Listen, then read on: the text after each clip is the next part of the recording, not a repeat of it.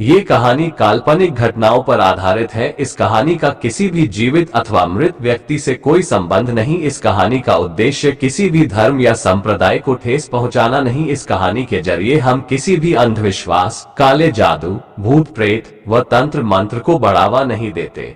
अपना खुद का घर खरीदने की खुशी कुछ अलग ही होती है, लेकिन क्या खरीदने से पहले आपने कभी सोचा है कि जो घर या जमीन खरीदते हैं, हो सकता है जो वहां कभी रहते थे आज भी वही रहते हो। हेलो दोस्तों, मेरा नाम है आशुतोष और आप सुन रहे हैं आशुतोष हॉरर पॉडकास्ट।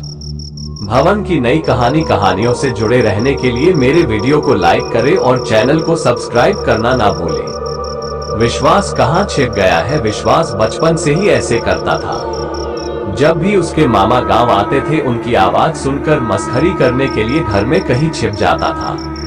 आज भले ही वो 23 साल का हो गया हो, उसकी यादें आज भी बरकरार थी। आज बहुत खुशी का दिन था क्योंकि मामा जी उसके घर आए हुए थे। बेटा बाहर आ जाओ, मैं जानता हूँ तुम कहाँ हो। विश्वास के मामा को पता था जरूर बिस्तर के नीचे छिपा होगा। पिछली बार की तरह इस बार वो उल्लू नहीं बनने वाले थे। ये रहा इतना बड़ा हो गया पर अभी तक बचपना नहीं गया। मामा जी ने झुककर बिस्तर के नीचे छुपे विश्वास को कानों से पकड़कर बाहर निकालने की कोशिश की। अरे मामा, मैं निकल रहा हूँ। वैसे भी पिछली बार की तरह इस बार कहाँ उल्लू बना पाए हम आपको। विश्वास ने अपने मामा की ओर देखते हुए कहा, मामा जी हमको तुमसे कुछ कहना है। मामा जी बिस्तर पर बैठकर उसके बाहर आने का इंतजार करने लगे। विश्वास बिस्तर के नीचे किसी तरह घुस गया था और ये भूल गया था कि वो कोई छोटा बच्चा नहीं रहा। और अब जब निकलने की बारी आई तो उसे एहसास हुआ कि वो फंस गया है।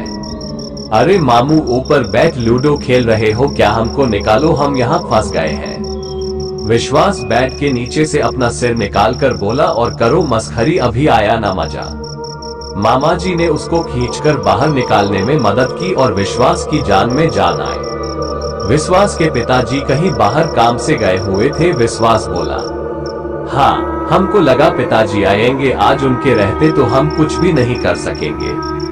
सब छोड़ो, जो बात हम तुमसे बताने आए हैं वो सुनो। हमको बहुत बढ़िया मकान मिल रहा है, वो भी एकदम सस्ते दाम पर। मामा जी मुस्कुरा के बोले, क्या बात कर रहे हैं मामा जी, कहाँ है मकान? विश्वास बहुत ज्यादा उत्साहित हो गया था अपने मामा की बात सुनकर। यहाँ से 10 गांव दूर सुना है बहुत ही बढ़िया मकान है और बहुत सस्ते में मिल रहा है। हम तो सोचे ही नहीं थे कि इस जन्म में हम कभी अपना मकान ले पाएंगे। अच्छा लगता है जानकर कि आपका सपना पूरा हो जाएगा। वैसे दीदी और जीजाजी कहाँ हैं?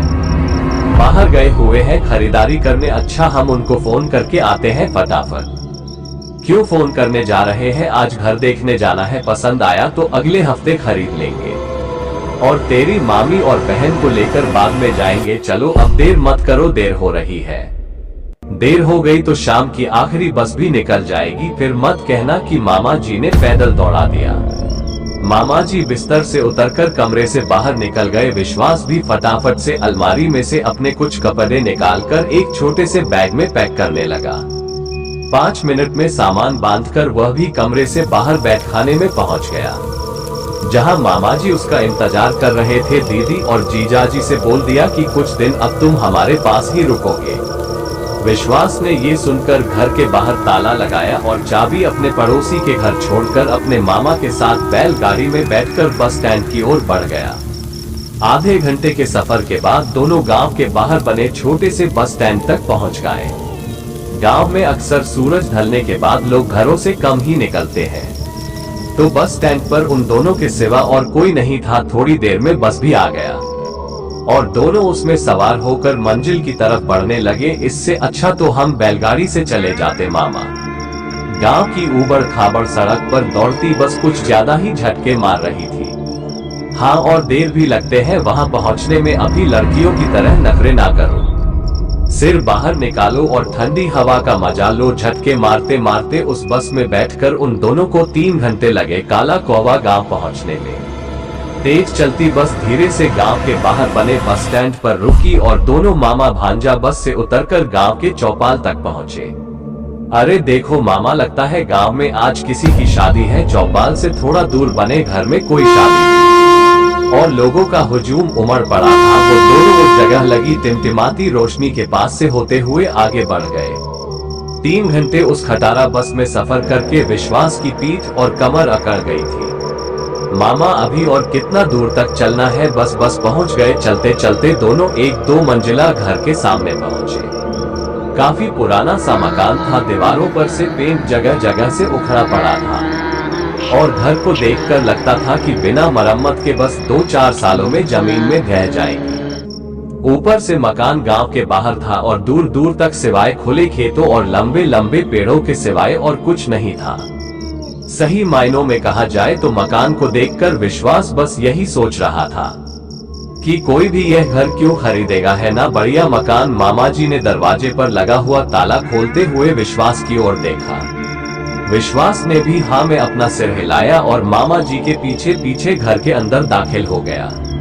अंदर की दीवारें भी काफी मैले कुचले सी थी। बैठखाने में अभी भी कुछ सामान के साथ कुछ फर्नीचर भी पड़ा था।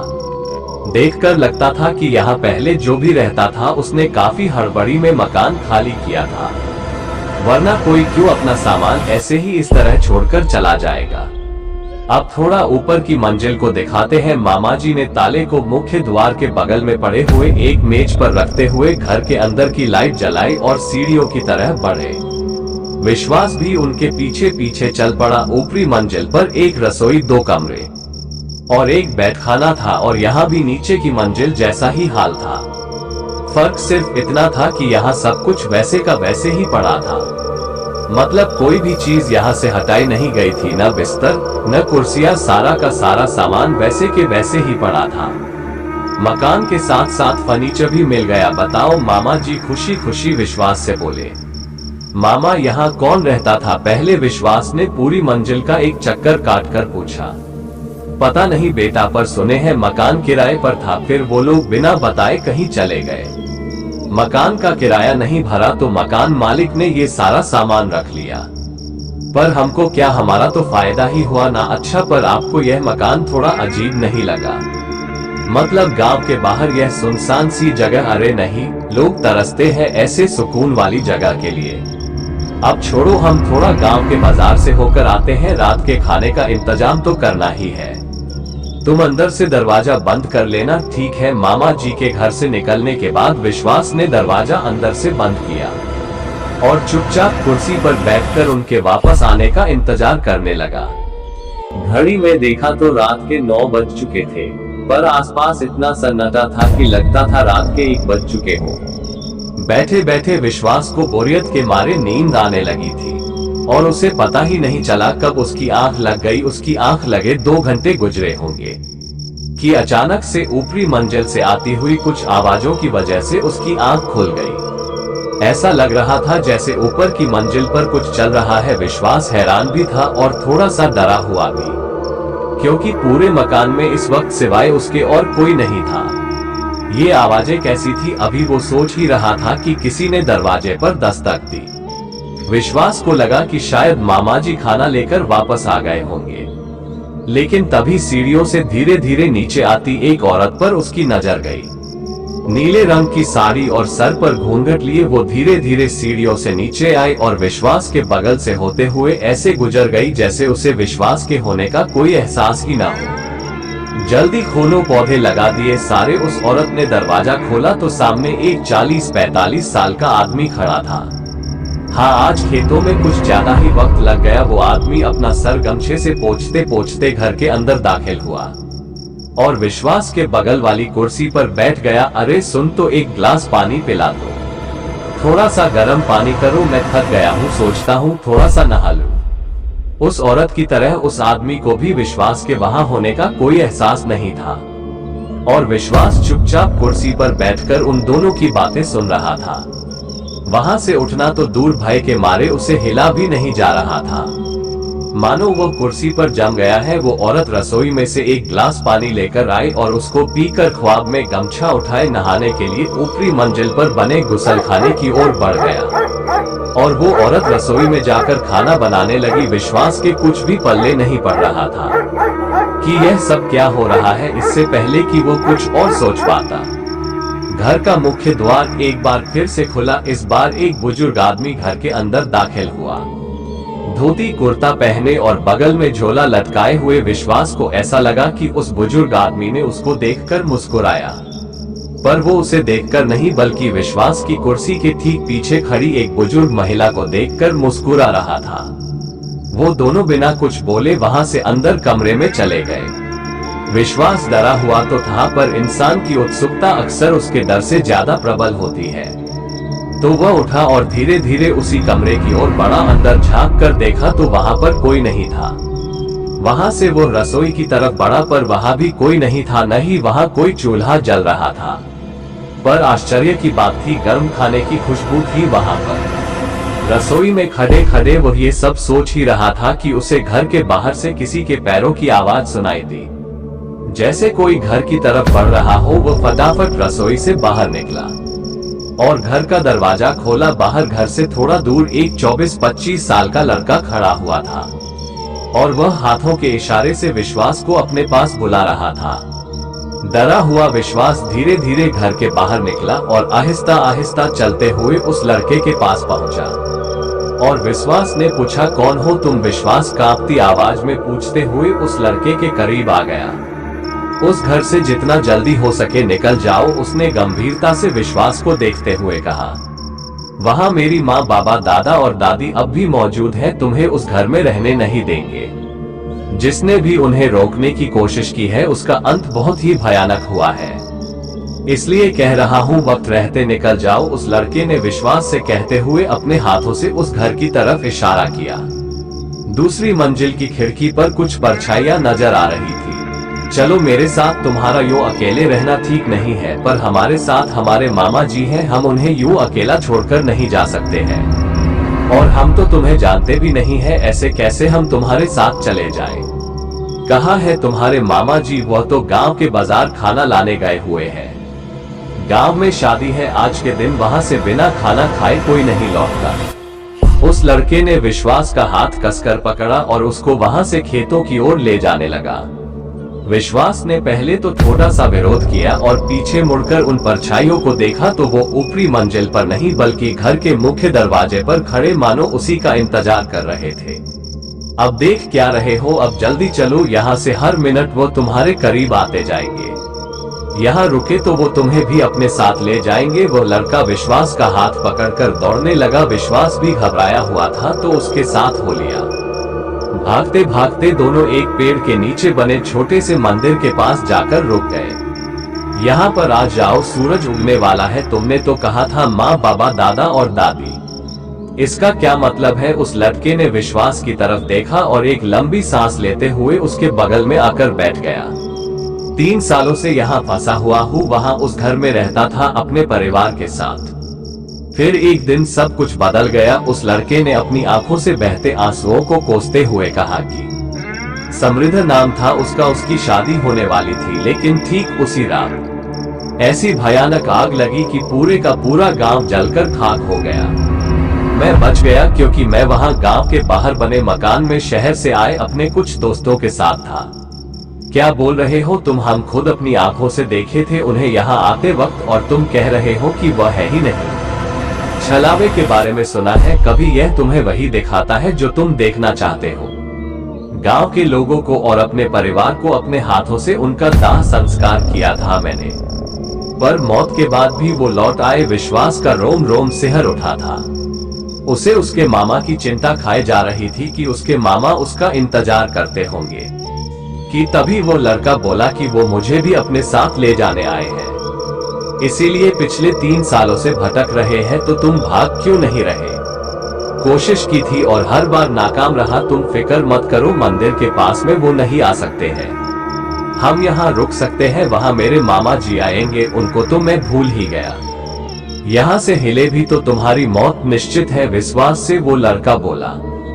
विश्वास ने उस ओर देखा तो कुछ कदम दूर कुछ लोग खड़े थे और वो सारे विश्वास को देखकर मुस्कुरा रहे थे। कितनी भयानक मुस्कुराहट थी वो। रात के अंधेरे में चांद की हल्की सी रोशनी में आंखों की एक ओर से दूसरी आंख तक फैले हुए अंधेरों को देखकर कोई भी इंसान डर जाए, पर विश्वास अभी भी निडर था। विश्वास ने पलट कर देखा तो वो लड़का वहां नहीं था। बगल में देखा तो वहां पेड़ के नीचे कोई मंदिर भी नहीं था और पीछे वो सारे के सारे मुस्कुराते हुए धीरे धीरे विश्वास की ओर बढ़ रहे थे। एक तरह का छलावा बना रहे थे। वहां क्या कर रहा है? कुछ नहीं माँ, तू सुधरेगा नहीं, उसने मुश्किल से कहा। मालूम नहीं, पर माँ पहले अपने शिकार के साथ खेलने में मजा आता है। विश्वास को उसी लड़के की आवाज आई। उसने ऊपर देखा तो वह लड़का ठीक उसके ऊपर पेड़ से उल्टा लटका हुआ था और विश्वास को देखकर मुस्कुरा रहा था। विश्वास शॉक्ड हो गया। डर से सहमा विश्वास वहां से भागा, पर जाता भी तो कहा जाता। मजबूरी में वो फिर से उसी घर में चला गया और अंदर से सारे दरवाजे खिड़कियां कसकर बंद करके भगवान को याद करने लगा कि तभी उसे घर के अंदर से अपने मामा की आवाज सुनाई दी। कहाँ चला गया था तू? तुझे कितनी बार आवाज लगाए कहा था, अभी तक। अनजान जगह रात में बाहर घूमना ठीक नहीं, पर विश्वास को किसी भी चीज पर भरोसा नहीं आ रहा था। उसको समझ में नहीं आ रहा था क्या सच है क्या झूठ। अब वहां खड़े खड़े हमको क्या देख रहे हो? जाओ और जाकर कपड़े बदलो और फटाफट नीचे आ जाओ, खाना खाते हैं, भूख लगी है। विश्वास की सांसें तेज चल रही थी। वो अपने मामा से दूरी बनाते हुए धीरे धीरे सीढ़ियों से ऊपर जाने लगा। मामा जी बोले, पगला गए हो क्या? हमको ऐसे क्यों देख रहे हो जैसे कि हम कोई भूत हो? ऊपरी मंजिल पर पहुंचकर विश्वास चुपचाप एक कमरे में घुसा और दरवाजा बंद कर अंदर से कुंडी लगा ली। विश्वास को अपने पीछे से आवाज आई। विश्वास ने देखा कि बिस्तर के कोने पर उसके मामा जी डरे सहमे से दुबक कर बैठे हुए थे। विश्वास ने सोचा मौत निश्चित है। मैं कहा भागू, वापस नीचे भागू क्या? विश्वास की आंखें फटी की फटी पड़ी थी। क्या सच था क्या झूठ, किसे पता? तू इधर आ मेरे पास। मामा जी ने विश्वास को अपने पास बुलाया तो लड़खड़ाते कदमों के साथ उनकी तरफ बढ़ा कि तभी उसका पैर किसी चीज से टकराया और वो बिस्तर के बगल में जमीन पर गिर पड़ा। बिस्तर के नीचे उसके मामा जी की लाश पड़ी थी। उसको बहुत तेज झटका जैसा लगा। विश्वास की सांसें तो चल रही थी, पर भय से वो इस वक्त किसी मुर्दा के जैसे हो चुका था। तेज चलती सांसों के साथ उसने बिस्तर के ऊपर देखा तो उसके मामा जी वहां बिस्तर पर बैठे उसे देखकर मुस्कुरा रहे थे। काला कौवा गांव में आज भी जो कोई जाता है वो कभी लौटकर नहीं आता। पहले संजय और कबीर, पर अब विश्वास और उसके मामा। भूले भटके अगर आपको कहीं उस गांव का बोर्ड पिक्चर मिले तो रास्ता बदल लेना, क्योंकि उस गांव में आज भी कई ऐसे राज हैं जिनके बारे में आप नहीं जाने तो अच्छा होगा। वहां से आज तक कोई लौट के नहीं आया। आप सुन रहे थे भय की ओरिजिनल हॉरर स्टोरी छलावा। अगर आपको मेरी कहानी पसंद आई हो तो मेरे चैनल को जरूर सब्सक्राइब करें और एक लाइक करके दोस्तों के साथ शेयर करें। धन्यवाद। कई साल पहले की बात है। मैं जोधपुर के एक छोटे से गांव में प्राइमरी स्कूल में अध्यापक था। मेरे साथ उसी स्कूल में 5 अध्यापक और थे। उन लोगों की शादी हो चुकी थी और उनका अपना अपना परिवार था और मैं कुंवारा था। मेरी शादी नहीं हुई थी। सब लोग गांव में मकान भाड़े से लेकर रहते थे और मैं स्कूल के पास ही एक अलग छोटा सा कमरा बना हुआ था जिसमें मैं अकेला ही रहता था। स्कूल के चारों ओर खेत और झाड़ियां थी। स्कूल गांव से थोड़ी दूरी पर था। स्कूल में बिजली नहीं थी और मैं अकेला अपने कमरे में लालटेन जला के खाना बनाता और खाकर सो जाता था। तभी मेरे एक दोस्त ने बोला कि आप अपना टाइम कैसे निकालते हो? कल से हम लोग खाना खाने के बाद रात में तुम्हारे पास आएंगे। तुम्हारा भी थोड़ा हंसी मजाक में टाइम पास हो जाएगा। दूसरे दिन स्कूल से छुट्टी होने के बाद घर पर जाकर खाना वाना खा के अपने कहे अनुसार मेरे सारे मित्र रात को 10 बजे मेरे घर पर आ गए और हम लोग बातें करने लगे। थोड़ी रात बीत गई। तभी हमारे एक मित्र ने कहा कि यहाँ पर ना तो बिजली है ना तो टीवी है। हम लोग बैठकर यहाँ पर क्या करेंगे, चलो आज हम लोग थोड़ी मस्ती करते हैं। दूसरे मित्र ने बोला हम अपने साथ ताश के पत्ते लाए हैं, चलो खेलते हैं। और हम लोग धीमी लालटेन को जलाकर उसके सामने बैठकर ताश खेलना चालू कर दिया। थोड़ी देर बाद गर्मी लगने लगी तो हमने सारी खिड़कियां खोल दी तो अच्छी हवा आने लगी। और हम लोग ताश खेलने में व्यस्त हो गए। तभी हमारे तीसरे मित्र ने बोला कि हमारे पास बीड़ी और माचिस भी है, बोलो तो बीड़ी सुलगाए। हम लोगों ने बोला क्यों नहीं। तो हमारे मित्र ने 4 बीड़ी जलाई। सब ने एक एक बीड़ी अपने हाथ में ले ली। तभी एक मित्र ने बोला, अरे मुझे भी तो पिलाओ। हमने हंसकर बोला, क्यों मजाक कर रहे हो, अभी तो तुमने बीड़ी अपने हाथ में ली थी। तो उसने बोला कि हमको तो दिया ही नहीं, हमको लगा कि यह मजाक कर रहा है, और हमने यह बात हंसी में टाल दी। दूसरे दिन मेरे मित्र लोग मेरे घर पर फिर से आ गए और बीड़ी ताश के पत्ते खेलने लगे। ये सिलसिला फिर देर रात तक चलता रहा। तभी मुझे लगा कि खिड़की से कोई लंबा सा हाथ अंदर आया और मेरी बीड़ी लेकर चला गया। तब तो मनो कि मेरे होश उड़ गए, लेकिन उसका चेहरा हमें दिखाई नहीं दिया, क्योंकि बाहर अंधेरा था और अंदर लालटेन धीमी जल रही थी। ये घटना 4-5 दिन तक मेरे साथ होती रही। तो मैंने छठे दिन जब सवेरे मेरे मित्र लोग स्कूल में पढ़ाने आए, तब मैंने यह बात सबको बताई। सब ने बोला, हाँ मैंने भी सुना है कि स्कूल के अंदर किसी अध्यापक ने किसी कारण जहर खाकर आत्महत्या कर ली थी, और उसी की आत्मा आज भी स्कूल के आसपास भटकती रहती है। तो एक दिन एक मित्र ने बोला, आज हम उससे पूछेंगे कि आप कौन हो, क्या पता कोई आदमी ही हो और हमारी तरह वह भी रात में टाइम पास करने आता हो। हमने बोला कि ठीक है। रात में मेरे सारे मित्र मेरे घर आए। आज तो 5वां आदमी भी खिड़की से अंदर आकर बैठ गया। साथ में ताश खेला और बीड़ी भी पिया। जब खेल खत्म हो गया तो वह खिड़की से बाहर जाने लगा। तभी मैंने आवाज दी, काका कल फिर से आओगे। उसने कुछ नहीं बोला। इतना सब होने के बाद उसने हमें कोई नुकसान नहीं पहुंचाया था। हमारे एक मित्र ने उसके मुंह पर टॉर्च जलाई। तभी मैंने उसका हाथ पकड़ लिया, लेकिन टॉर्च के सामने हम लोगों ने उसका थोड़ा बहुत चेहरा देख लिया था। वह काला काला आदमी, मटमैली सफेद रंग की धोती और मुंह पर बहुत सारे चेचक के निशान थे। सब लोग बहुत डर गए। सब ने बोला, चलो गांव वालों को बताते हैं। हमने बोला, नहीं, बच्चों के भविष्य का सवाल है, कोई अपने बच्चों को स्कूल में पढ़ने के लिए नहीं भेजेगा। तभी एक मित्र ने बोला, चलो कल से जहां पर यह जलाया गया था वहां पर बीड़ी माचिस ताश के पत्ते रख देते हैं, क्या पता इसको भी इन चीज़ों में दिलचस्पी हो। दूसरे दिन हम लोगों ने ऐसा ही किया तो रात में वह अंदर खेलने नहीं आया। हम लोग ऐसा 4-5 दिन में एक बार रख के आ जाते थे। एक बार गांव वालों ने देख लिया और पूछा तो हमने सारी बातें बता दी। तब से आज भी वहां पर गांव वाले बीड़ी माचिस ताश के पत्ते हफ्ते में एक बार जरूर चढ़ाते हैं, और आज भी वह आत्मा किसी को परेशान नहीं करती।